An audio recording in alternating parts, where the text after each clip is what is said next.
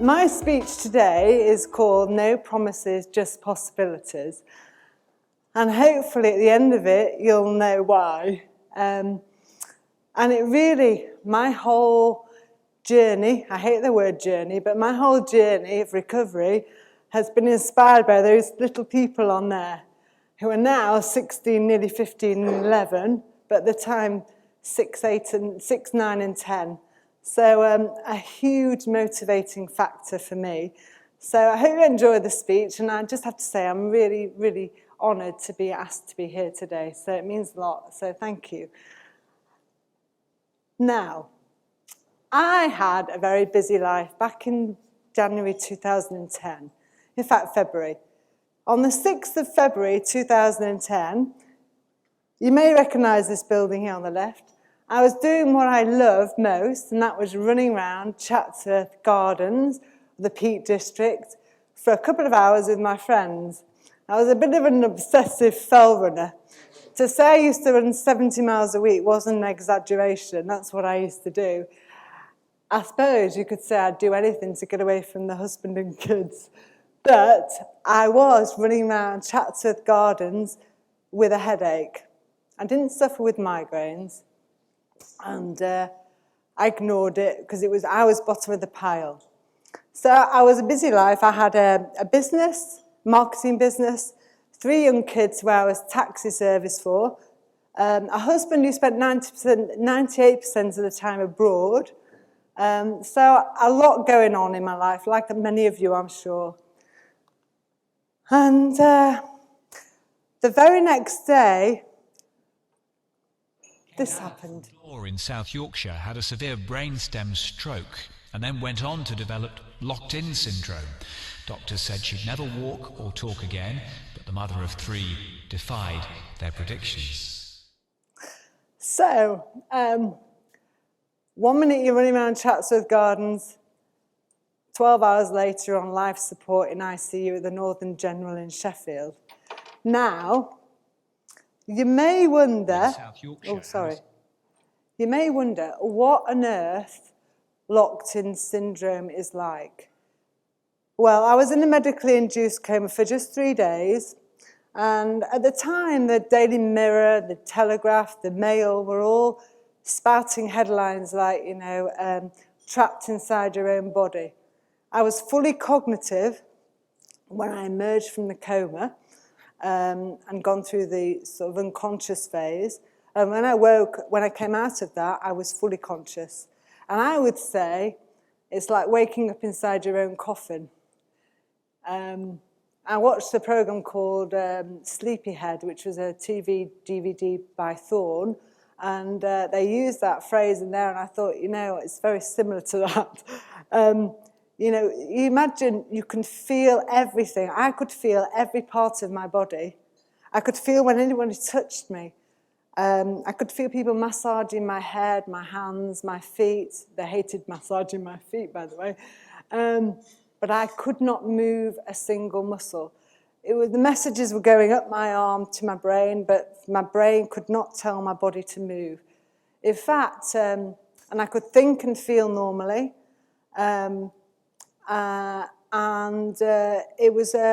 It was absolutely awful existence.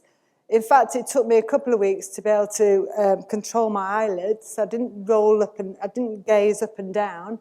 I blinked, and I used the system of blinking once to no, twice to yes. And as you're all doctors, this might not be lost on you. Fast forward, 2 years after my stroke, I was asked to be taking part in a University College London research project, and they had to scan my brain. And the dark shadow in the centre there is my stroke now. So it was a substantial stroke. In fact, when I walked in to the offices, the lady said, "Mrs. Allatt," I wouldn't walk as well as I do now. She said, "Don't be alarmed if we can't spot your stroke very easily on the scan." And I said, fine. Anyway, when I came out of the machine, she went quite white and didn't understand why I was alive, let alone walking around. So it was quite a substantial infarction, occlusion. of the right ponds. So you might be wondering, when every minute is like an hour, every hour is like a week, every week is like a month, what it's like to be in that situation where most of the time the television on the arm on the bed in ICU was never turned on because the doctors were rightly keeping me alive, you know. They were focusing on my SATs, my vital signs, my breathing. And I just had a clock on the wall. And the fear and the panic and the anxiety was absolutely intense. You know, who was looking after my children? Why have I got these leg cramps? You know, the fear of they're going to turn the machine off. I've seen the films. And I just want to play something to you now that gives you an idea of how I felt. I will just say, before I play it, that it's not the prettiest picture of me at the time. And in fact, it's where I learned how to swear with my eyes. It's me, please pick up the board, please. Can't you see I want to communicate? Look into my eyes, please, just look into my eyes. I'm so scared, I don't sleep, I can't sleep at night. Ow! My bloody leg cramp, please stop. No one knows about it. Just great. Can the indignity get any worse? Now, he told my mum, I've started my monthlies. I need to hug my kids. Where are they? This separation is breaking my heart. Is Woody going to piano? I bet India's skin's in a right mess. Damn! I've shut myself. Oh no, right in front of Rob while he's visiting. Judging by the look on his face, it's just so bad. Oh, this is so embarrassing. Please treat me like you want to be treated yourself. I'm still me inside. Good fun, Kate. Oh my God, that poor man next to me has just died. I've never seen a dead body before. I'm so frightened. What if the nurses are trying to kill me with that graphite drip? I've seen the films. Maybe they think I'm not worth keeping. Please look into my eyes. I need help. I'm so scared. My heart is jumping out of my chest. What I've tried to do with that is to try and convey to you, with a fully cognitive individual, the panic that must affect people with all sorts of serious illnesses and anxiety, and the fact that physically I was being treated and being kept alive very well, but I wasn't just a number, I wasn't just a patient. I had a former life, I had people I loved, things I cared about, fears and anxieties and worries about the situation I was in that I felt needed to be addressed. You know, for example, simple thing, you know, the hallucinations that you add on to all that fear and panic and anxiety that no one warned me or my family about were intense in ICU.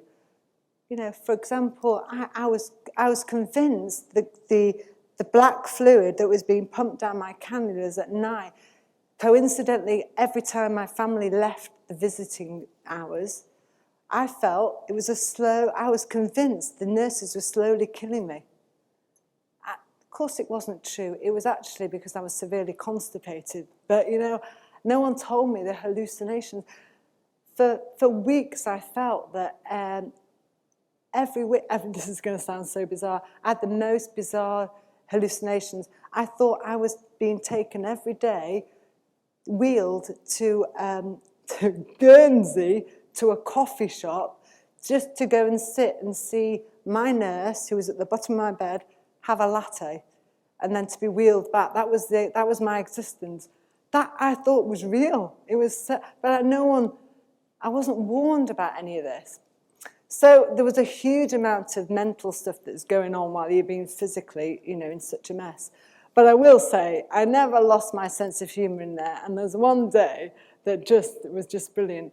It was the middle of winter, it was March, there was snow on the ground, it was ICU in Northern General, and I'd indicated to my best friend, Alison, I wanted to go outside, and she'd gone through the letterboard with me and figured that out. They could get me out the fire escape, because the air in ICU is just so oppressive. So they hoisted me in a big blue hoist, they put me in a big blue oversized armchair, wheeled me out the door. Bear in mind, I can't move, I can't speak, I can't do anything. But to be out there was just fantastic. And the lovely ICU nurse wrapped me in these blankets. I said, now, anything you want, just give me a shout. and bizarrely, I saw the same nurse who'd had a baby at that point in Sainsbury's only 6 months after I left hospital. And I reminded of it because actually inside I was wetting myself laughing. And she was horrified. She said, they've never let me live that down. So it wasn't all bad. But just to cut to the chase, I was there for 9 weeks in ICU. The reason the fight began was in 6 weeks after I left ICU, I went to rehab, and I had my 6-week review. Now, I was ecstatic about this because I could see that I'd made bits of progress. So in this review, there was going to be all my therapists and all my family, my best friend, and me in a wheelchair with a headrest dribbling like Hooch the dog out Turner and Hooch. And I was sat in this meeting, and the consultant opened the meeting and said, thank you all for coming. I have nothing more to add. And I sort of looked at him and thought, are you having a laugh? What's this all about? Clearly, I was quite serious about it at the time. And then down the same side as him, all my therapists said no change, no significant change. At that point, I really started to lose it. My tracheotomy was blowing because I was really emotional. And then he said, so let's talk about discharge to a nursing home. And at that point, not seeing my kids again, not living with the kids again, not being able to participate in stuff, not being able to eat again, just existing, being forgotten about. Oh my God, I was in such a mess. I obviously lost the plot, and I had to be wheeled out of there and put back into bed. And my friend kindly got the letterboard for me, and the words, it's in the book, Running Free, if anyone wants to read it, I've got 3 copies. I put in there, I spelt out to her the word, stand by me. I was so frightened, I was just written off by everybody. So that was a huge event. Not least, on top of that, very briefly, my family went to Cornwall without me over my 40th. I was supposed to be climbing Kilimanjaro for my 40th. That clearly never happened. And my mum was away for 3 weeks over my 40th, which I thought was a little bit insensitive. So I was kind of getting really quite upset, and that was being polite. So there was a series of things that happened in Magic May 2010 that got me from being this individual that had totally given up on life and become very, very depressed and glazed over to, come on then, I'm going to prove you wrong, you've written me off. And that's my personality as well. But I have to tell you another funny story. My kids came one Friday, and at the point, it was fast forward a bit, and I was writing. If someone held some paper, nothing moved on this side at this point. I gripped a pen, and if they held the paper, I could write a few words. I'd moved on eventually. And my son, who was 6 at the time, Woody, said to me, oh, Mummy, don't write my name. Say my name. Now, this was it was early June, actually, and the stroke happened in the 7th of February, and no one had ever said to me, try to speak. So I then just did like any, and it was so naive, I just went, Woody. Didn't say the D as loudly as that and as well as that, but nonetheless it was a sound, and it sounded like Woody. So India said, say my name, and I was like, you're going to laugh, how can I going to say India? And I couldn't say Mark, but I could say sort of the word Harvey. So they went home, and all weekend I practiced on my own in my room because the therapy all finished. I used to will all the time. And now I know it's neuroplasticity, but that was my fight in me. That I thought that was the only thing I could do was to look at my body and try and tell it to move. And that's why I called it willing in my book. So I did it all weekend, constantly. And my favourite nurse, Oliver, came into my room, and every time he was on shift, he always said hello to me. It was very nice. And he came in with a box, I'll never forget it. Came in with, "Morning, Kate." And I said, "Morning, Oliver," not that clear. And he dropped the box and he said, "It's moments like this I came into nursing," and burst into tears. Meanwhile, I have to say, I'm looking at him thinking, "What's up with you?" Anyway, turns out the speech and language therapist had said to my husband a month earlier on a mountain bike ride, he was trying to get the trachea out, "You do realise Kate will never speak again." So that's why there was such a lot of emotion. Now, I think really I want to play something now because I think generally in the NHS we tend to not want to give patients and loved ones false hope, you know. And I say bollocks to that, basically, because it's not about false hope, it's about saying to people, look, there are positive possibilities and there are negative possibilities. Right now, we don't know where this person's going to be, but we do know that if you do this, this, this, this, and this, there's a good chance that you'll get the best outcome you can get. But every stroke's different. And what we don't do is we don't lower the expectations, because I do think that and the word plateau, which is often bandied around, lowers people's expectations. And quite a lot of people who haven't got my personality necessarily would just live up to those expectations and not push themselves. So I wanted to play you this because this was very true of me. The psychologist took my friend out of the room, unbeknown to me, and she said, "We have a problem. Kate's expectations are here and ours are here. You need to bring Kate down to us." And she said, "No, damn you, you need to go up to her." And I think it's really true, because I have to just give you this example. Stephanie King had a brainstem stroke, was only locked in for 2 days, but she's ended up with much more, she's more residual difficulties than I've got, or I seem to show. And the consultant had said to her at the time, when she'd asked the question, how long will I keep progressing? And he said, "You'll plateau at 2 years. She only got hold of my charity, Fighting Strokes, 2 months before that 2-year period, in absolute tears beside herself, because she believed what he'd said so much. And she used to be a fantastic horse rider, and she wasn't back on a horse yet, and that was a major goal for her. And she was nowhere near being able to ride, and she was absolutely floored because she took it so literally. And I do think the language we use is can be so destructive. And I know we don't want to say, yeah, you're going to run the marathons and you're doing this, that, and the other. Of course you can't say that. But we can talk about positives, negatives, and what we can do to try and improve and optimize outcomes. And that's what I think we should be saying. Now, I have to say, social media, as in now, as my charity is a social media digital charity, advocacy charity, saved my life. In rehab, when I was able to, I was wheeled in a wheelchair to the nurse's station. Oliver logged me into his Facebook because I'd forgotten my passwords. And the first thing I did was Facebook my friend who lives in Dubai, Cheryl. And I went, I have not been around for a while. I've been a bit otherwise busy. And apparently, she fell off a chair. Always mischievous, but I had my arm on her pillow at the time. But what it did was it gave me an outlet outside that bubble of hospital. It gave me an opportunity to talk to people I hadn't spoken to for a while, but also for me, being a competitive type, to say, right, tomorrow I'm going to sit for 2 minutes on a plinth without being held.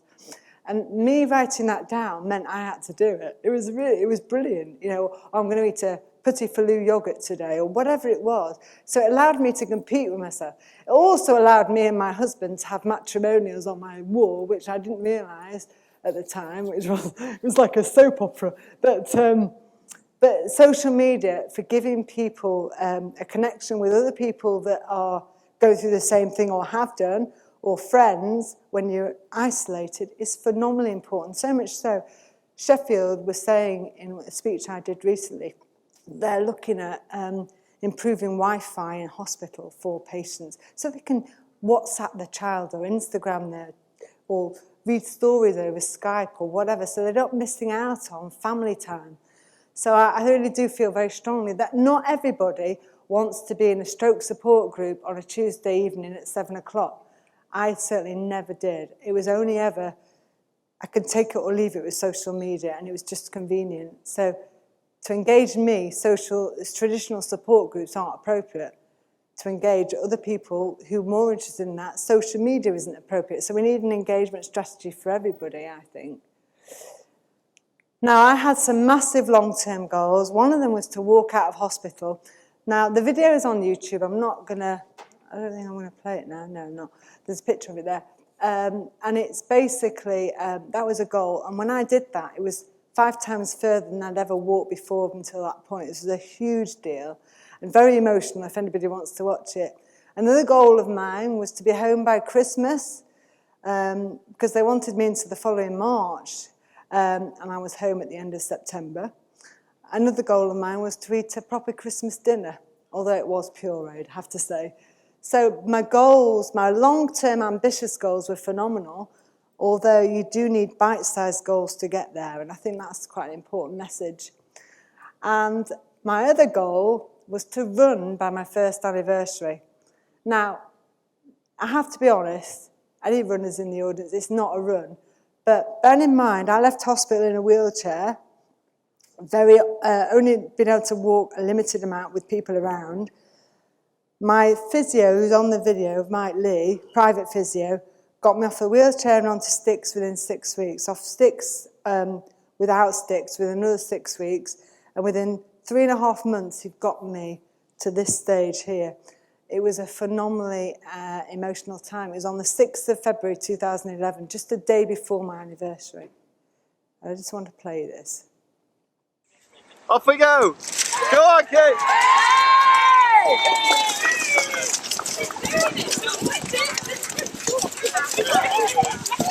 Brilliant, Kate! Oh, fantastic! It meant an awful lot, that I can just tell you. I've seen that so many times, it still gets me emotional. Happy ever after being at home with the kids? Not on your life. The first 2 weeks, my 3 kids had missed me so much. They had to fight, they didn't have to, they fought over who slept with me each night for 2 weeks. And then after that, it's like, Mum's back, but she ain't back. She's not the woman that left. And I was still massively, I was doubly incontinent. I wasn't able to walk very far. My husband was back at work, and I got 3 kids who were completely messed up with the whole situation, had no psychological help at all. I wasn't fit enough to look after myself, let alone be a parent. And we have only just come through what has been 4 years, quite horrendous actually. And the aftershocks and the people it affects this illness was just been phenomenal. And we didn't have any support as parents. So I think that's a big area. I think the post-traumatic stress disorder has been phenomenal. And again, it's not been treated. I did a run at the end of December 2011, Percy Pud. And from doing that 1.5 mile walk, stroke run, stroke walk, I literally the next day fell off a cliff, became very suicidal, very isolated. My self-esteem was rock bottom. My confidence had gone. My family couldn't understand why I wanted to do my charity. They couldn't see why I'd want to immerse myself with that. It'd been absolute hell. And actually, for me, I didn't know it at the time, but I just knew that was the only thing that made me happy, was to help other people who I think were equally written off or are likely to be, to help fight for them and be an advocate for them and visit their families. But the post-traumatic stress disorder was phenomenal, to the point I would be in Sainsbury's and I'd be so convinced being in Sainsbury's in a wheelchair was actually the dream, because the reality was I was hallucinating on my bed in hospital, not being able to move a muscle. So I was totally messed up. The self-esteem, the withdrawal, the social withdrawal. My friends didn't know how to deal with me. They don't deal with mental health. Most people, they're frightened of that. So I wasn't invited out because they didn't know how I'd be. Sometimes I'd be really tearful and upset. I'd not be able to talk. Other times I'd be able to fit in. But I lost my confidence because I lost my old me. I was a new me. I didn't know anything. I wasn't used to, or anybody was used to, or anybody particularly liked, and I didn't like myself. And I think with the mental health thing, that it's not obvious, is it? I mean, even when you are disabled, you're still invisible. I was in a co-op round the corner, and my husband pushed me there in a wheelchair, and a friend of mine saw me and my husband. I'm this level, he's at normal level, high level, and she said, while I'm sat there in the middle of them, "How's Kate?" to my husband. And he said, "Why don't you ask her?" You know, and that's with a physical disability, let alone the mental stuff. So my work now is advocacy, it's influence, it's research. I've just pioneered, and I'm so proud of this. I always believed the electrical stimulation on my upper limbs that was experimental helped me bring this back to life, basically. And I tweeted somebody who worked for Nottingham University and said, "I've got an idea," who'd read the book and liked it. And she, within a week, had come to me, taken the idea that, you know, if we use electrical stimulation, we might get more reorganisation and less spasticity and better pain management for stroke-affected patients. Anyway, she's developed this project called SCAPS. I'm a key collaborator on there. And the RFPB only awarded us £250,000 to run the feasibility study. So I'm really proud of that as like a legacy. We'll see if it works or not. But it's interesting, electrical stimulation is being used widely across all ailments at the moment. I'm also involved in a peer mentoring scheme where they're pretty much taking the idea of what's been developed with fighting strokes into a way to help people post-stroke, support them. I've been filming for a year a documentary about the possibilities, both positive and negative, of being having a locked-in syndrome diagnosis. Not everyone is like Tony Nicholson. Not everyone is like the guy out the diving bell and butterfly, sad as that is. Some people, maybe not to my level, but some people do recover really well. And the world needs to know that story, and I'm trying to put that story out there. And that's the whole reason for this documentary. And there's some very interesting characters which we might talk about later. And I think I've got another idea that I'm trying to push for a documentary in terms of reducing the readmission rates of strokes in people under the age of 60 and earlier treatment, because we know that improves outcomes.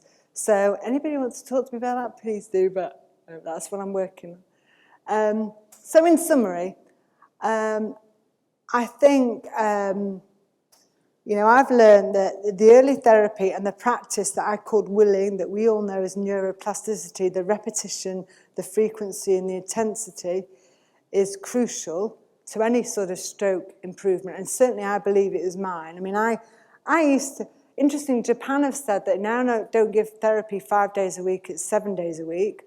And that, you know, in terms of repetition of actions, they're looking at 2,500 times a week. So if I wanted to move my finger from there to there, to do that over, you know, average it out, how many times a day would you need to do it? I was doing that, and the research that's coming out at the moment is saying that's the optimum amount of time to practice it, assuming you've got the cognition. So I think, you know, what are other people's barriers to practicing? You know, they said to me in hospital, right, do 3 lots of 10 of those swallow exercises, do 3 lots of 10 of these limb exercises. And I'm thinking, blow that. I'm used to run 70 miles a week. I'm used to a high work ethic. You're talking to me. So, you know, because they were worried that if they'd said more to me, then I'd be despondent or not willing to do that because it was too much of a mountain to climb. But for me, it was more. And I think that's the crucial message there, is you've got to know that patient. If the patient can't tell you about their former life, then it's down to the loved ones to engage them more. And that's why I say harness family and friends. I think we need to know much more about the patients so we can tap into what motivates them and identify what barriers might prevent it. I mean, are the parents or the loved ones totally overwhelming, and do they swamp the patient, or are they very remote? You know, because they all have different issues. And I think so strongly, I feel very, very strongly about the psychological issues of stroke. They're phenomenal. And I think it's something that I'm personally more interested in, if I can say on record, than the rehabilitation, physical rehabilitation side. Because I think the mental health issues are huge. And I think we need to think of an engagement strategy. So there is me that likes social media, that takes it or leave it. There is those people that like to go on a Tuesday night, 7 o'clock, to a stroke support group, so they can be around people who get them in an environment that suits them. So that needs different strategies for those groups. And I think a goal is a dream with a deadline, fundamentally, because I had walking out of hospital, first anniversary, eating, Christmas, you know, everything was goal-related. And I think this Mahatma Gandhi quote's really good. And I don't think we know half the power of the brain. And it doesn't come from physical capacity strength. It comes from an indomitable will. And that's me done. So.